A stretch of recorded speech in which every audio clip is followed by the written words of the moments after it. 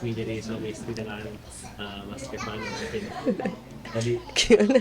persiapannya gimana tuh dari Bandung ya? Ya, Dari apa? tadi tuh yang agak deg-degan itu karena kita make up tuh di Bandung, karena yang make upin aku tuh teman SD aku kan, sahabat aku dari kecil banget, make up artisnya, dan aku cocok banget tuh sama make upnya dia gitu, karena nggak ngerubah karakter wajah aku gitu. Jadi tadi tuh agak gamblingnya karena jam 3 baru make up, ternyata baru selesai itu jam 6 karena ya pastilah namanya make up ya ada ini. Terus tadi di jalan agak ngebut juga sih gitu ya.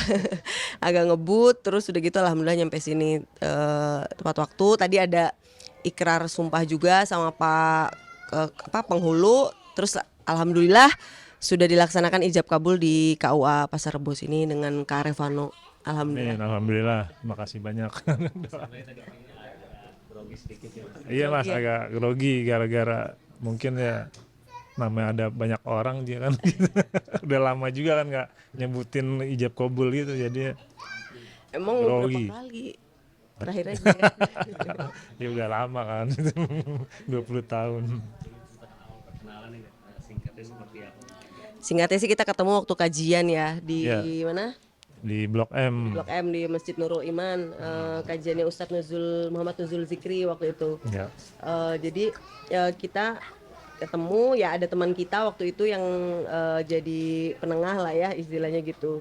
Waktu itu kita ngobrol, nah terus setelah itu sempat sambil makan lah waktu itu tuh, dan waktu setelah pulang ketemu Kak Revano itu saya tanya sama teman saya kan, gimana kayak gitu, maksudnya ini gimana menurut kamu orangnya gitu. Jadi pada saat itu oh ini kayaknya inilah mungkin bisa nih masuk sama aku gitu. Nah ya udah akhirnya setelah itu kita mulai kayak bertukar CV lah ya, bertukar maksudnya apa yang menjadi keinginan atau apa segala macam itu ya, kayak gitu ya. Jadi kalau ta'aruf kan prosesnya seperti itu ya. Kita tanyakan hal-hal yang esensial, yang poin-poin yang kita perlukan lah untuk mengorek seperti apa sebetulnya karakter calon yang mau ta'aruf dengan kita itu gitu. Tapi alhamdulillah 2 bulan itu ya prosesnya walaupun up and down sih sebenarnya ya ada lah ya, tapi pada akhirnya Allah mudahkan gitu untuk akhirnya menikah gitu. Apa sih yang menjatuhkan hati kepada Mas Kevin? Saya tuh tanya kalau marah kayak gimana gitu. Ya. Iya, kalau marah senyum aja. Emang Paling bener, kita tanya aja, kita sabar aja aku Mas. emang cari suami yang nggak gampang emosi gitu. Aku carinya waktu itu tuh yang bisa merespon masalah tuh walaupun ada masalah besar, beliau itu bisa menghandle emosinya. Aku memang cari yang apa ya, yang seperti itulah gitu, yang nggak yang meledak-ledak gitu. Dan itu maksudnya saya ngelihat ada gitu sama Kak Arevano gitu. Bahas kalau api ketemu api kan malah tambah besar gitu.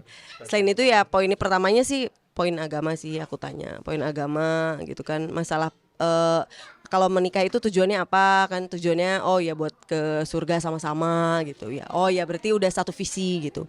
Yang paling terakhir tuh yaitu masalah anak sih. Bisa sayang nggak sih sama anak-anak aku yang banyak, anaknya beliau banyak, memang sih kita jadi kayak duel partner yang sama-sama punya 5 anak gitu. Mungkin itu Allah udah pertemuin sengaja kali ya, biar kita sama-sama ya udah lo anaknya 5, gue anaknya 5, ya kita sama-sama saling menyayangi gitu. Alhamdulillah itu sih aku ngeliat ke anak-anak sih, terutama kayak Albara sama Anjani kan, beliau anak-anak itu kan pasti butuh banget sosok ayah, dan Kak Revano ini bisa nih masuk ke mereka dengan mudah gitu. Tadi pas soal ini pengen cari yang sabar ya apa?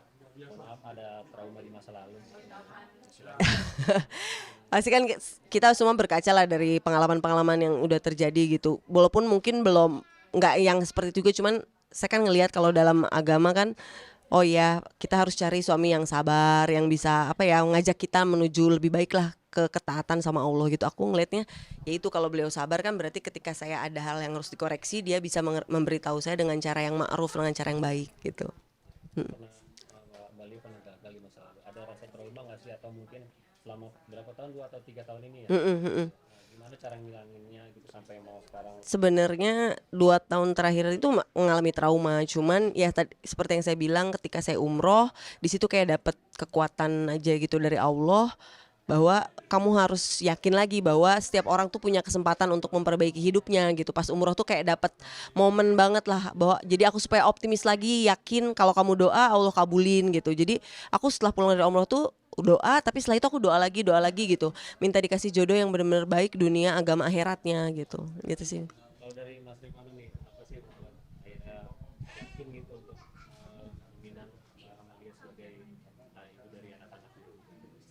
Oh ya, kalau saya ya awal juga itu ada ibarat kata kita nanya mengenai kecocokan ya kan, dari sisi awal ya pasti agamanya dulu kan, dari manhaj metode yang kita lakukan sama-sama tuh udah cocok gitu ya. Terus untuk kedua ya mengenai anak-anak kan kita juga sama-sama punya banyak anak gitu ya, masing-masing lima anak gitu ya.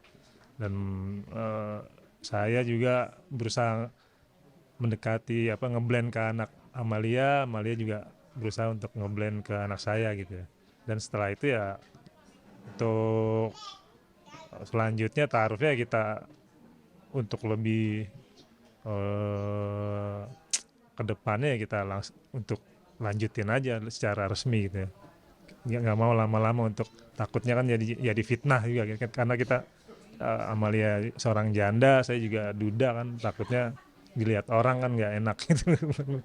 Segera dilaksanain aja gitu. Ya, Mas, ini kan sama-sama nggak punya masa lalu ya. Ya. Hmm. Kalian punya masa lalu. Ini emang dari awal udah kesepakatan melihat ke masa lalu atau seperti apa gitu ke depannya gitu.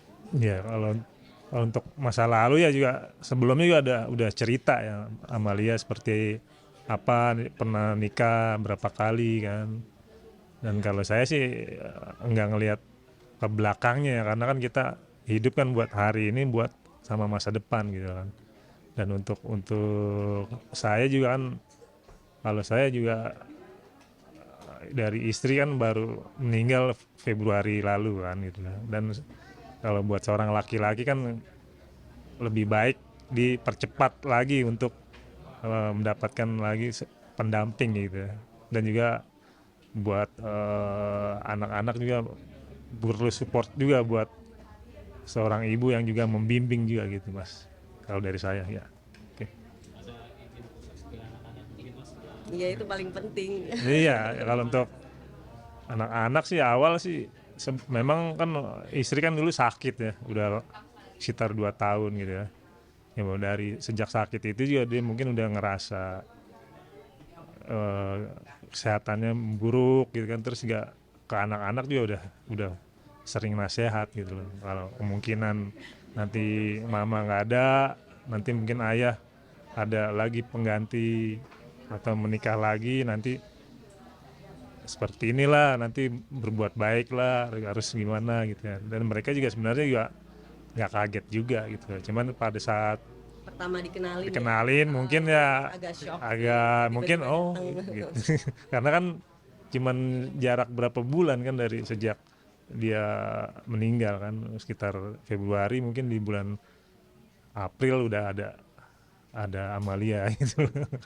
Tapi ya alhamdulillah sih, maksudnya aku berusaha apa ya, ikhlas aja sih sama anak-anak dan berusaha sayang ya.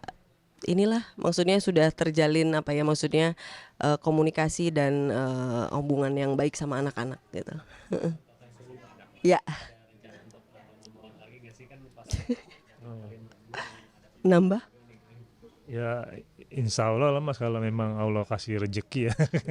Kita sih Satu. pasrah aja sama Allah kan. Ya. Kita mau hendak, oh enggak, tahu-tahu ada gitu. Oh iya. Iya maksudnya kalau nanti tahu-tahu kita ya ngomong-ngomong hendaknya enggak, tahu-tahu dikasih kan, masa terus kita mau kecewa kan. Gitu. Makanya insya Allah aja lah, rezeki kan kita terima aja ya kan. Ya sementara ya mungkin satu Mas. Udah banyak. Biar pas 11. 11-an Mas. ya sekarang berarti semuanya udah ini ya, udah sama-sama kenal, mungkin bimbingnya udah deket gitu. Iya, iya. Ya jadi lebih ke ketantangannya sih kayak gini sih. Pasti kan namanya anak yang mungkin sama-sama nggak kita urus dari kecil ya. Jadi ketika ada hal-hal yang mungkin kurang pas ya kita harus banyak sabarnya, banyak pengertiannya dan lebih banyak minta pertolongan lagi sama Allah gitu. Karena kan yang ngegenggam hati anak-anak kita kan Allah ya. Jadi kita lebih kayak ke ya kita berdoa aja ya semoga anak-anak kita dikasih anak yang soleh. Jadi kita harus makin apa ya taatlah sama Allah supaya Allah yang jagain mereka gitu, supaya mereka yang dilembutin hatinya sama Allah gitu. Emas, cincin emas 4 gram. banyak 4 ton mas. Enggak, 4 gram mas. Bawanya pakai kontainer. Rencananya mau tinggal di mana? Nah ini kita nih nomaden ya, karena kan anak-anak tuh kan udah punya sekolah masing-masing kan, jadi untuk sementara ya anak-anak masing-masing di sekolah masing-masing, jadi kita tuh di mobil tuh udah nyiapin tas, koper yang isinya baju kita, jadi seminggu muter di Bekasi, seminggu muter ada di Bandung, nanti kayak gitu, ada di Jakarta di Pasar Bo, jadi sementara gitu dulu ya, kita muter-muter dulu ke anak-anak gitu. Nanti mungkin kalau udah ya kita semoga Allah mudahin ya, semoga kita bisa ada apa namanya tempat bernaung yang bisa untuk 10 anak. Ya, amin. Jadi satu semua. Ya ayahku kan sakit stroke kan, lumpuh nggak bisa jalan. Kalau kesini juga kondisi kesehatannya takut menurun karena udah komplikasi juga ada penyakit lainnya gitu. Jadi ayah saya tadi juga dari kemarin udah bilang ya Ridho, Udah Ridho. udah diwakilkan oleh wali rahmi. Ibu masih ada tapi kan harus jaga ayah saya ya. Jadi ya udahlah. Terus ada mama saya dari Letu Yudo Pramono rahimahullah, alhamdulillah itu kan udah seperti ibu kandung saya sendiri. Ya alhamdulillah mama mau datang dan ya mensupport saya gitu. Iya, ya mama tuh udah kayak ibu kandung aku.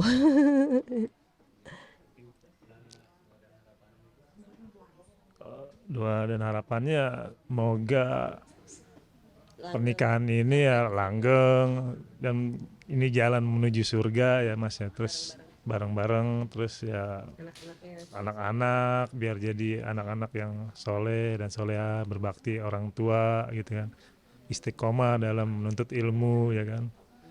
Kita sih lebih kayak ke anak-anak ya.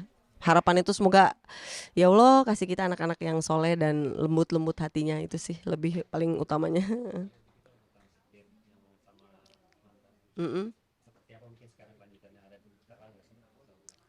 Saya nggak begitu ini lagi yang ngikutin lagi, tapi terakhir itu kalau yang di MA itu sudah ingkrah, udah alhamdulillah ya, putusannya sudah ingkrah, anak-anak sudah resmi diakuin. Terus yang paling terakhir itu di Polda itu sudah sampai ke pemeriksaan saksi, seluruh saksi dan apa namanya sudah nanti mungkin Anjani akan ada pemeriksaan psikologi yang kedua gitu. Kemarin hasilnya udah ada tapi rahasia, saya nggak tahu itu untuk tindak lanjut apa. Jadi di Polda ini masih ada proses gitu. Ya sudah, karena memang dari pihak saudara Bambang juga sudah datang waktu itu ke kantor polisi ya, sudah mengakui sebenarnya kalau secara personal kepada penyidik. Tapi artinya kan waktu itu sempat cerita buatan itu ya, nafkah ya. Iya. Sampai sekarang dipenuhi nggak sih? Nggak ada, nggak apa-apa, insya Allah lah ya, Allah mudah-mudahan dilembutkan hatinya beliau untuk Anjani sama Albara gitu. Dan maksudnya apa namanya, yaitu menjadi tanggung jawab dunia akhiratnya beliau gitu. Kalau untuk Kak Revano ini jadi pahala ya, Insya Allah. sayangin anak-anak saya nanti jadi pahala yang besar untuk beliau. Tapi kalau untuk bapak kandungnya ketika tidak melaksanakan tanggung jawabnya kan menjadi tanggung jawabnya beliau sendirilah dunia akhirat. Ya tinggal di Polda ini masih proses. Saya belum tahu nih kapan Anjani akan ada pemeriksaan lagi. Psikologi ya, pemeriksaan psikologi sih, apakah ada dampak-dampak dia dengan penelantaran dugaan penelantaran anak tersebut gitu. Lebih ke situ sih. Ya. Terima kasih ya. Audio Jungle.